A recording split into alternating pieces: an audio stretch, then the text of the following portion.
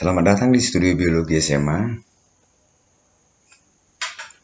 Materi kita pada pertemuan ini adalah tentang pola-pola hereditas.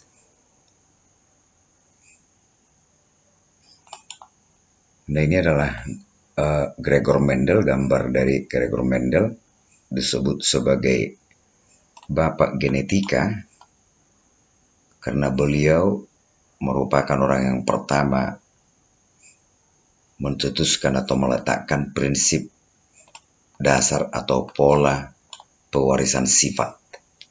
Maka beliau dijuluki sebagai bapak genetika. Nah, yang pertama kita akan membahas yaitu gen dan alela. Gregor Mendel adalah seorang biarawan berkebangsaan Austria, merupakan orang pertama kali mencetuskan konsep bahwa terdapat faktor keturunan atau hereditas yang mentransfer karakter fisik dari suatu organisme dari generasi ke generasi berikutnya. Hal itu disimpulkan setelah Mendel melakukan eksperimen pada kacang ersis atau Pisum sativum. Dari eksperimen yang dilakukannya, Gregor Mendel menemukan bahwa sifat genetik diturunkan dari satu generasi ke generasi berikutnya oleh faktor independen. Faktor independen itu disebut faktor keturunan yang sekarang disebut dengan gen. Gen adalah segmen tertentu dari DNA yang berfungsi menyimpan informasi genetika dan menyampaikannya ke generasi berikutnya. Gen terdapat dalam lokus kromosom. Gregor Mendel merupakan pencetus prinsip dasar atau pola pewarisan sifat keturunan, sehingga beliau dijuluki sebagai bapak genetika. Nah, apa itu fungsi gen? Pertama, menyimpan informasi genetika. Yang kedua, menyampaikan informasi genetika dari satu generasi ke generasi berikutnya.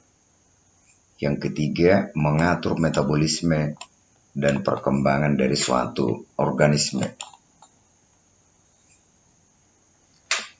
Lalu kita bahas itu tentang alela. Alela adalah sepasang gen menempati seri lokus kromosom homolog bersesuaian dan berfungsi mengatur satu sifat. Kita perhatikan gambar berikut. Ini sekarang adalah kromosom homolog. Ini kromosom homolog. Kromosom yang sama bentuk dan ukurannya. Nah, gen itu dilambangkan dengan huruf, ya. Jadi ada gen dominan dilambangkan dengan huruf kapital dan ada gen resesif dilambangkan dengan huruf kecil. Nah, ini di sini ada lokus. Lalu pada kromosom pasangannya ini lokus yang bersesuaian, ya. Ini lokus bersesuaian. Di sini gen A besar, di sini gen A besar. Pada lokus berikutnya ini ada gen B besar, di sini ada gen B besar. Pasangannya nih. Jadi ini sekarang gen A dan gen B terdapat pada kromosom yang sama. Ini namanya gen berangkai. Nah, lalu yang kedua, misalkan ini di sini gen B besar, di sini gen B besar. Lalu ini bisa saja gen B kecil dengan B kecil. Sedangkan gen A ini terletak pada kromosom yang lain. Jadi di sini gen A dan B Kalau kita lihat ini gen A. Ini kan di sini gen A, lalu ada gen B, ini gen B terletak pada kromosom yang berbeda. Kromosom yang berbeda berarti ini namanya gen bebas. Nah, sekarang di sini ada B besar, lalu atau B kecil. Nah, ini disebut dengan homozigot. Jadi sepasang gen ini tadi sama-sama A besar atau B besar atau sama-sama B kecil atau A kecil. Lalu untuk yang kedua, di sini adalah gen A besar, pasangannya A kecil. Lalu pada lokus lain ada gen B besar, pasangannya B kecil. Atau ini gen B besar, ini gen B kecil untuk gen bebas. Ini gen A besar, ini gen A kecil. Ini tadi untuk gen berangkai, A dan B terletak pada kromosom yang sama. Ini adalah untuk gen bebas, A dan B terletak pada kromosom yang berbeda. Nah, ini tipe pasangannya A besar berpasangan dengan A kecil, B besar berpasangan dengan B kecil, ya, atau ini A besar berpasangan dengan A kecil. Ini namanya heterozigot.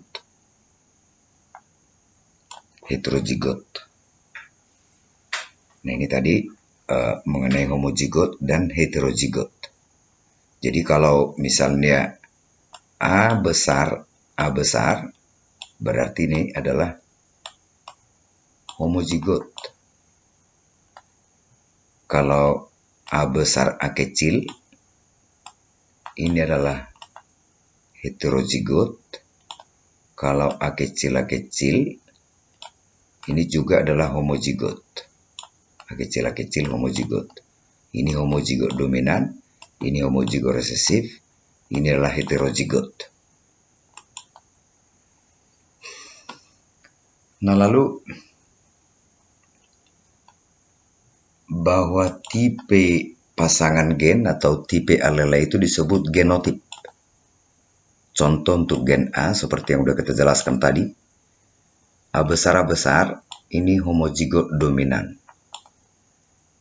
A kecil ini homozigot resesif.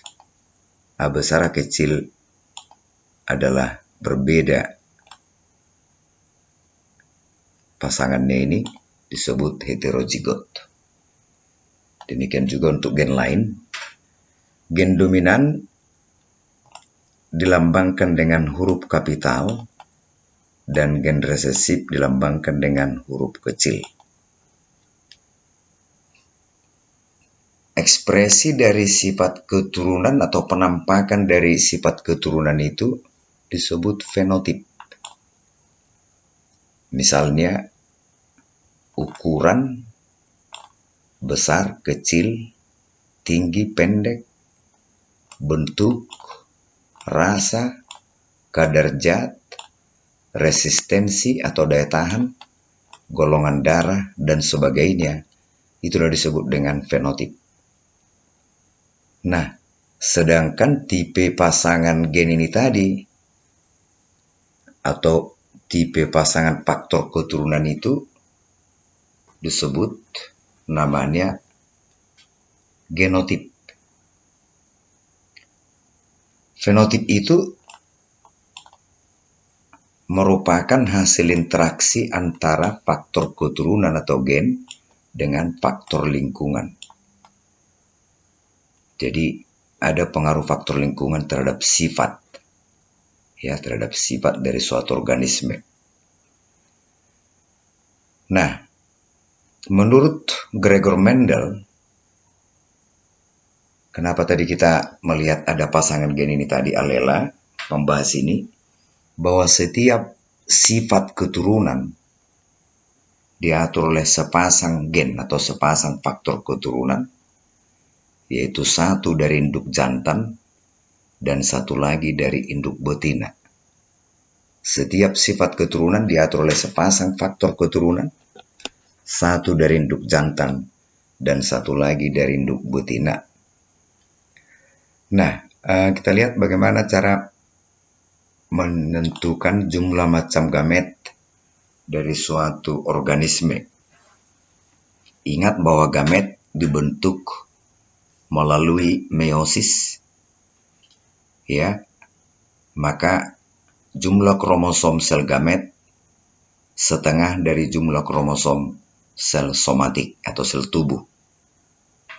Nah, contoh. Nah, ini adalah genotip, lalu gamet, dan jumlah macam gamet. Misalnya suatu individu bergenotip A besar-besar, maka gametnya A. Satu macam. Lalu yang kedua, misalkan genotipnya itu A besar-besar, B besar, B kecil, maka gametnya dua macam, A besar, B kecil, ya.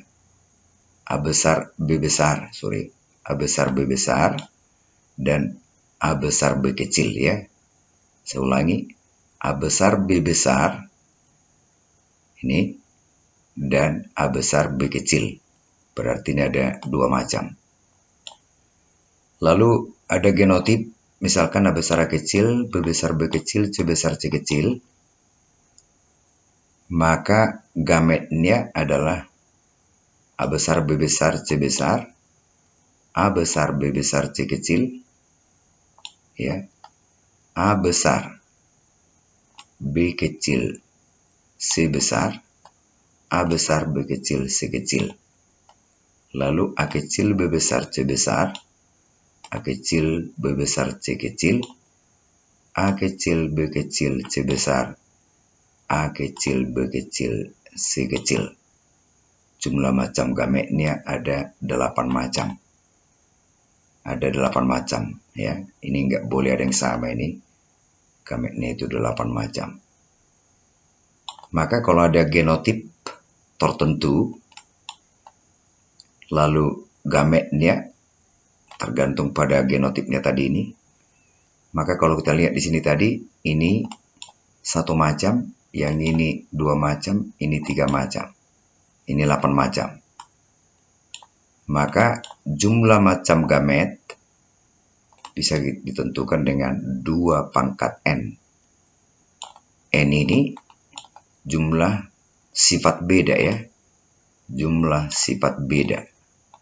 N sama dengan adalah jumlah sifat beda. Sifat beda itu apa? Artinya pasangan alel yang berbeda. Di sini kan nggak ada berbeda, berarti 0, 2 pangkat 0, 1. Di sini yang berbeda 1, gen B. Maka N-nya 1,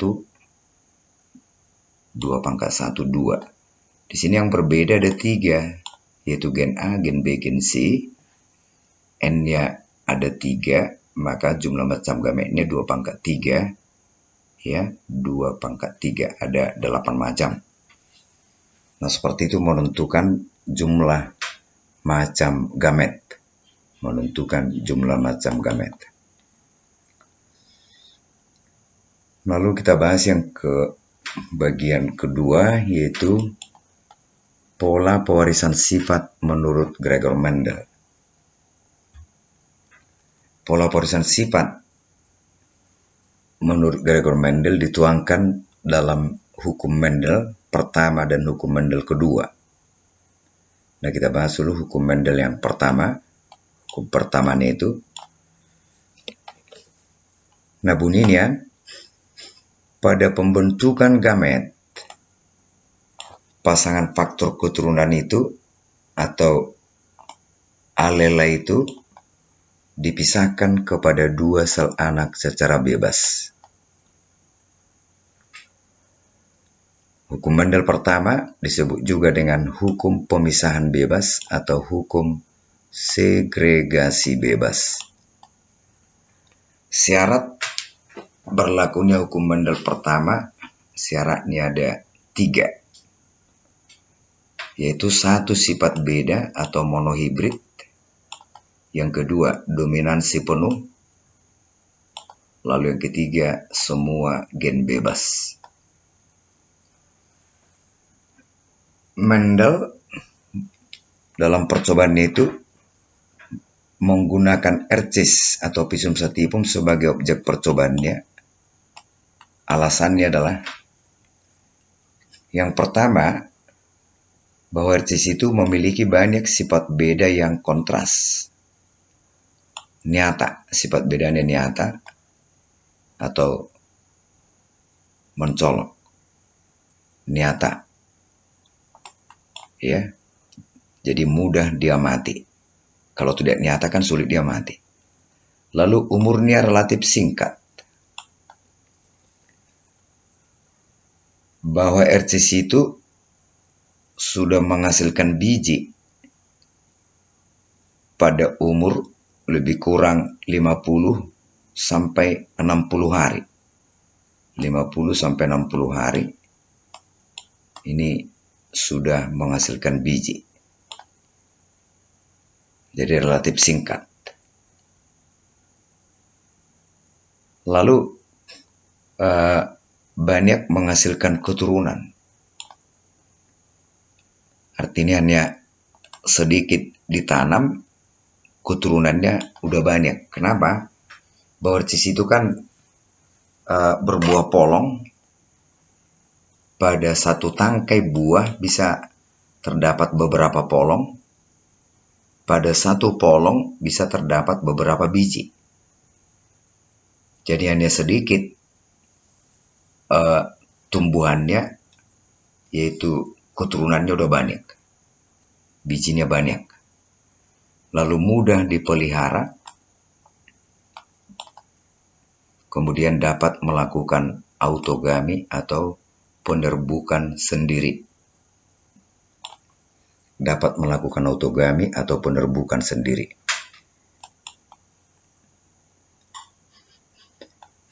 Nah, visum sativum memiliki banyak sifat beda yang kontras, nyata. Misalnya tinggi batang, ini berbatang tinggi, ya, ini berbatang pendek. Jadi nyata perbedaan ukurannya. Lalu ada letak bunga misalnya di ketiak batang, ada di ujung terminal. Ada aksial di ketiak daun, ya. Letak bunganya ada di ketiak daun atau di sini dia. Dan ada di ujung batang. Lalu bentuk polongnya ada yang halus, permukaannya ada yang kasar atau bergelombang. Lalu warna polongnya ada hijau, kemudian ada yang berpolong kuning. Warna bunga ada ungu, kemudian berbunga putih. Lalu bentuk bijinya ada bulat, ada keriput. Warna bijinya ada kuning, hijau. Jadi nyata perbedaannya. Maka mudah diamati. Mudah diamati. Sifatnya mudah kita amati. Ini tadi salah satu alasan Mendel memilih RCIS sebagai yaitu objek percobaan karena memiliki banyak sifat beda yang kontras.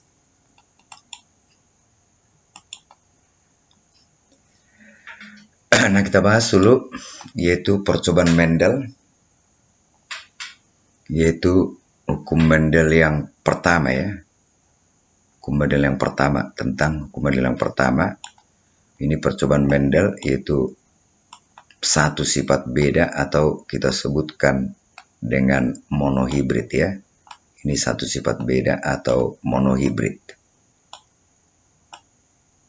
Untuk hukum Mendel yang pertama, monohibrid, satu sifat beda.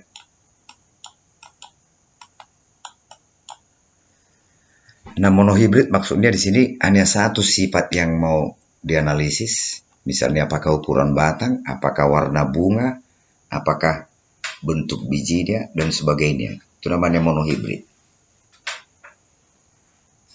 Nah, percobaannya disilangkan RCIS berbatang tinggi dengan berbatang pendek menghasilkan semua F1 berbatang tinggi. Ini namanya satu sifat. Satu sifat atau monohibrid, hanya ukuran batang yang mau dianalisis gitu. Tinggi dengan pendek.